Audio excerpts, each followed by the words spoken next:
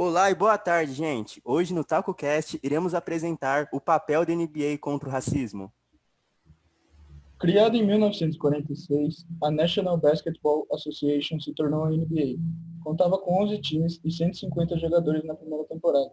Nenhum atleta era preto. Foi assim por mais 3 edições.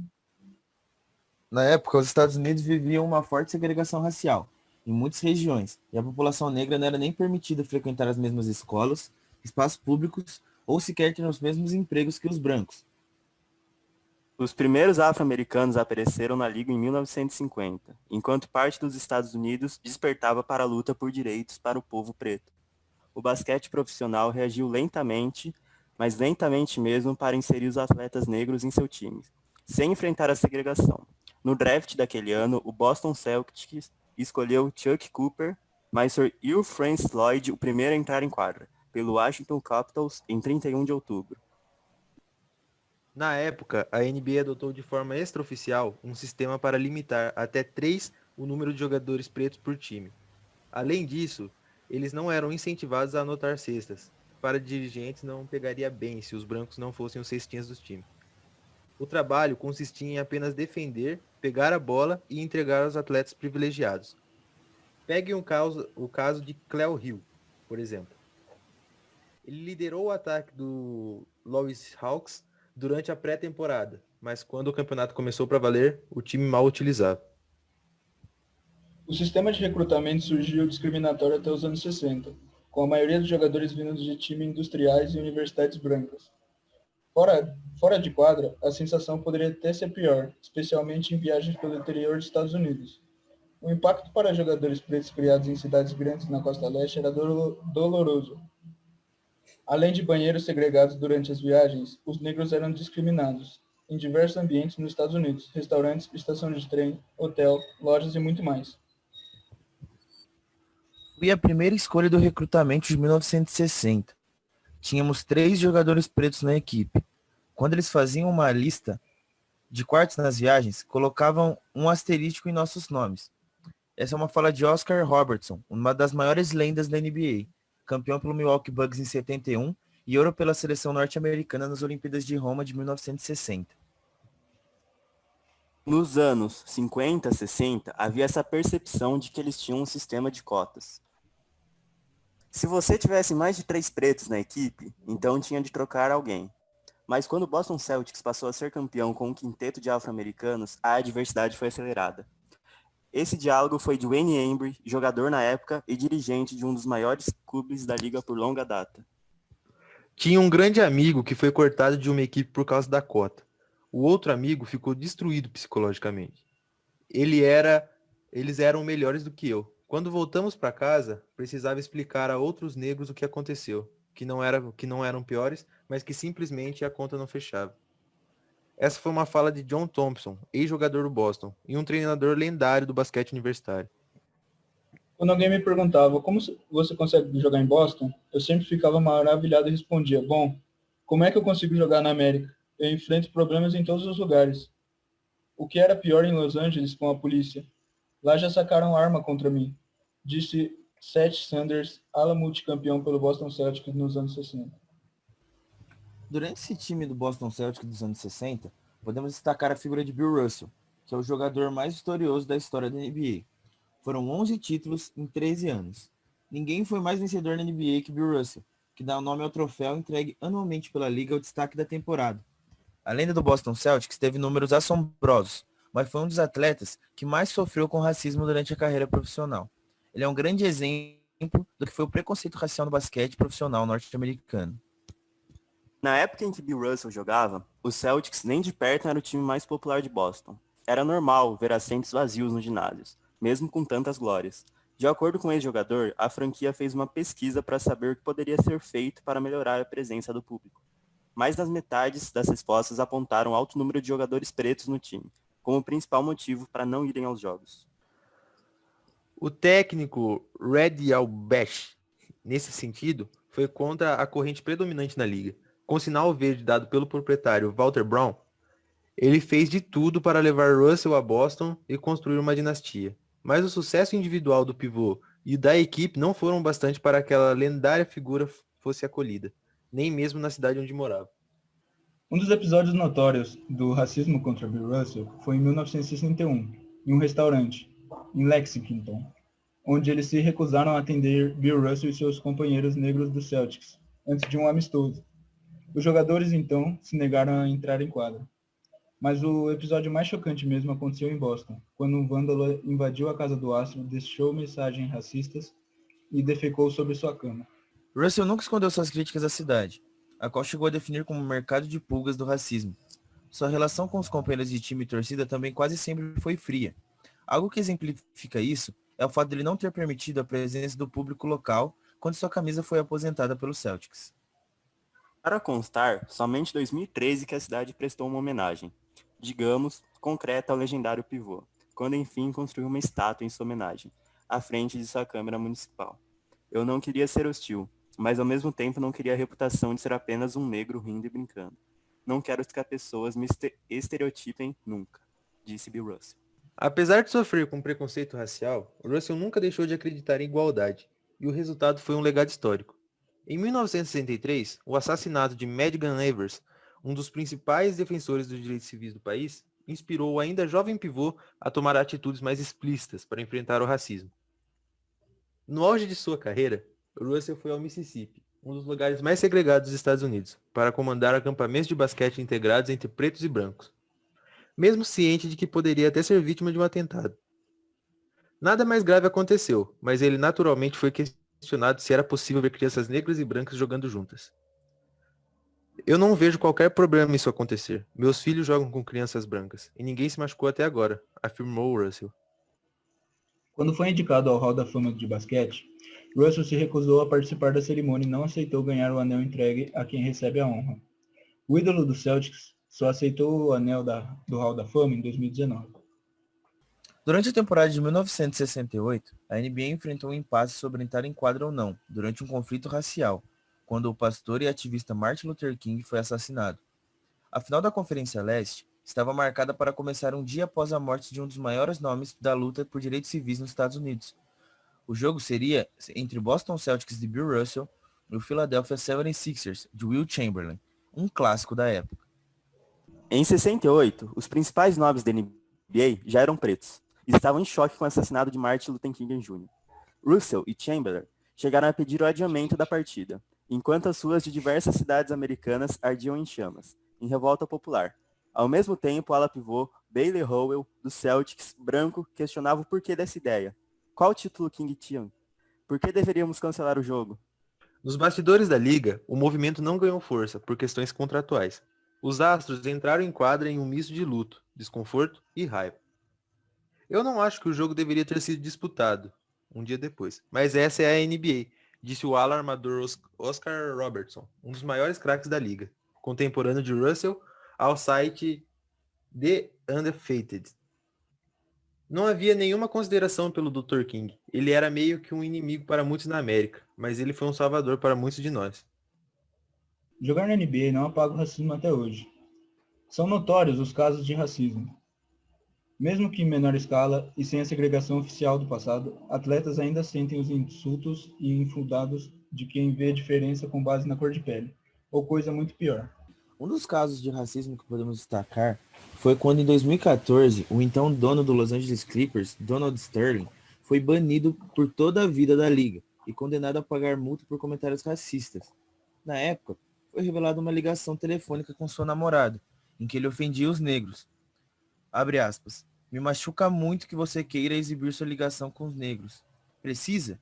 Você pode dormir com eles, o que quiser. A única coisa que peço é não promover isso e não levá-los a meus jogos. Disse isso, após a sua namorada postar uma foto com Magic Johnson, considerado um dos maiores jogadores da história.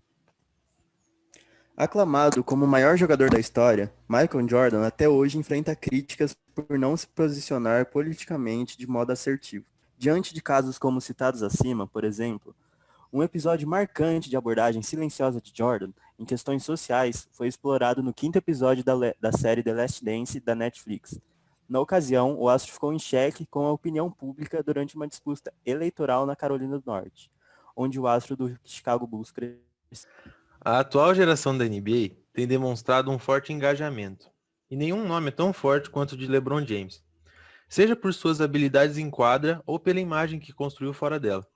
O astro do Los Angeles Lakers, além de sempre se posicionar sobre racismo, política e sexismo em suas redes sociais, também participa ativamente de ações que visam a igualdade racial e social.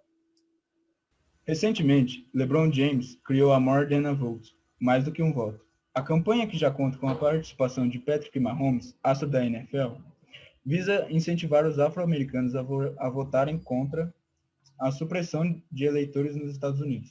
A temporada 19-20 da NBA tinha tudo para ser uma das maiores temporadas da história. Vários times estavam se formando com vários jogadores bons e várias duplas de superastros, o que aclamava para o público uma sensação de que tudo ia dar certo e que seria uma das maiores da história. Porém, durante essa temporada, ocorreu a pandemia do coronavírus e a liga foi obrigada a ser paralisada. Durante essa pandemia, ocorreu o assassinato de George Floyd, o que já deixou os jogadores muito revoltados, participando de protestos na rua em prol ao movimento do Black Lives Matter, Vidas Pretas Importam. Porém, foi retomada a liga em Orlando, na bolha, numa espécie de isolamento social com todos os jogadores. Todos foram testados e no final de tudo, nenhum foi constatado como positivo para o coronavírus, relatando um total sucesso na bolha.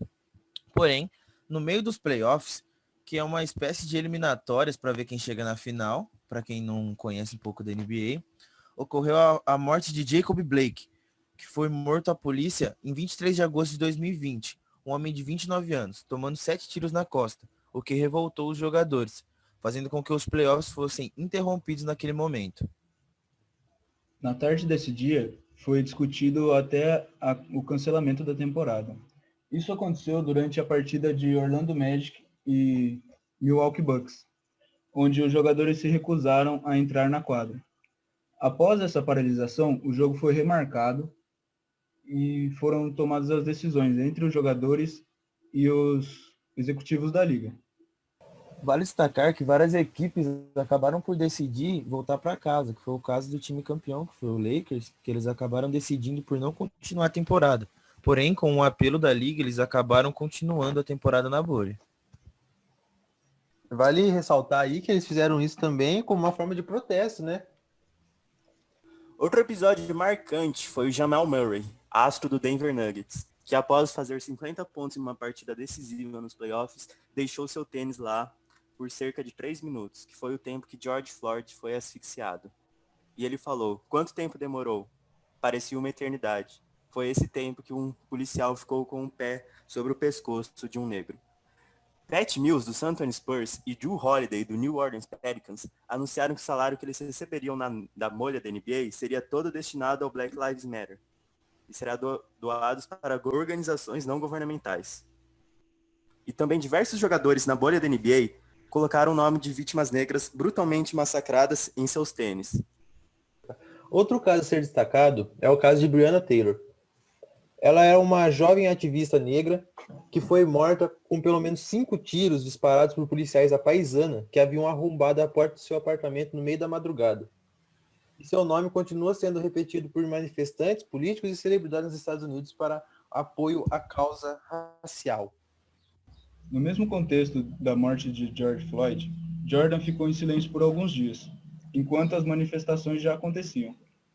Quando veio a público em nome da Jordan Brand, foi anunciada uma doação de $100 milhões nos próximos 10 anos para combater a desigualdade racial. A ideia é investir o dinheiro em instituições dedicadas à justiça social. Para os mais críticos de Jordan, o anúncio da contribuição financeira não era o suficiente, principalmente pelo seu alcance e poder. O coletivo de jogadores que pede mudança na liga questiona as razões pelas quais os executivos das franquias não falam sobre o tema e deixam todo o posicionamento a cargo dos atletas. Vale destacar que Michael Jordan é o único preto dono de uma equipe da NBA. Bom, e após todos esses casos relatados, todas essas estatísticas levantadas, eu queria agora saber de cada um de vocês, o Ender, o Arthur, o Ed, a opinião de vocês sobre a influência da NBA na luta contra o racismo. E aí a gente já finaliza o nosso podcast. Eu acho que é uma influência gigantesca. Porque são milhares, milhões de pessoas aí que assistem a NBA regularmente. E esses protestos, assim, em rede nacional, rede internacional, na realidade, é algo a ser destacado. Porque é uma luta digna, é uma luta que tem que ser feita. Porque a discriminação ainda existe e vai continuar existindo se a gente não fizer nada para impedir. Eu concordo plenamente aí com o meu Casa Gordão e mantenho a palavra dele firme. Bom, na minha opinião, a NBA é a principal ferramenta de empoderamento que os negros têm, o principal espelho. Porque desde quando você é negro, você é criança, você é acostumado a ver reportagem de negro sendo preso, e ver fotos de presídio só tem preto, e ver em quadro tem preto na parede. Então, eu acho que a NBA, assim como mostrar os pretos sendo os donos de tudo, sendo os principais jogadores da liga, por exemplo, a gente pode destacar o Jordan e o LeBron, que é a disputa para ver quem é o maior da história, os dois são pretos. Então, isso acaba empoderando. Então, mas isso pode acabar movendo essa visão que a gente tem que o negro é inferior, desde daquela questão do povoamento, de sei lá na África, raptar os negros, trazer como escravos, e isso ter uma visão do negro como inferior, até mesmo isso foi constatado pela igreja, que o Papa assumiu que os negros eram seres inferiores, isso faz com que essa visão tenha uma certa mudança. Isso é essencial para a igualdade racial, tanto nos Estados Unidos como no mundo. Estados Unidos que foi um país muito segregado e que com isso acaba mexendo nas estruturas da população e na estrutura do país. Eu ainda acho legal destacar que a liga mais consumida aqui no Brasil atualmente é a NBA, com mais de 50%. E com esses protestos, pode até gerar um engajamento aqui mesmo no Brasil. Que por mais que seja um país bem diversificado em relação a etnias, ainda existe sim o racismo e ele está principalmente em sua estrutura, onde você não percebe que é racista, mas você acaba sendo, como palavras ou expressões. O esporte em si já é uma ferramenta. Aqui a gente está se baseando só na NBA. Mas aquilo que você falou, LeBron, Jordan, todos negros, se a gente aumentar essa discussão, a gente chega no futebol, que o maior da história é o Pelé. E assim a gente pode ver a maior tenista também. A gente vê o maior jogador de golfe com o Tiger Woods. O velocista. Então, os Grande Pelé! eles acabam destacando O Bolt ali também, um grande corredor, o jamaicano. Bolt. Melhor da história do atletismo também é preto. Então, o esporte em si é uma grande ferramenta, se for parar para pensar. Sim. E o que a NBA faz é algo inovador, é algo a servir de espelho. Se servir de espelho, eu acredito que a gente seria um grande passo aí na luta contra o racismo. E para finalizar, eu queria deixar uma frase do Djonga na música O Céu é o Limite, onde ele fala: você ficará sem ver preto, sem roubar e sem matar no seu jornal. E é isso, gente. Muito obrigado aí pela Falou, fé pra paciência nós. aí, por ouvir um tema. Às vezes a gente fala até umas coisas que não são muito precisas, mas essa é a nossa opinião e a nossa visão sobre tudo. Nem sempre Agradecer pela precisa, paciência. nem sempre, mas nunca mentira. É, sempre verdadeiro. É isso que Se importa. você é racista, eu desejo que você pegue fogo. Exatamente. Fogos racistas, Sim. nada mais.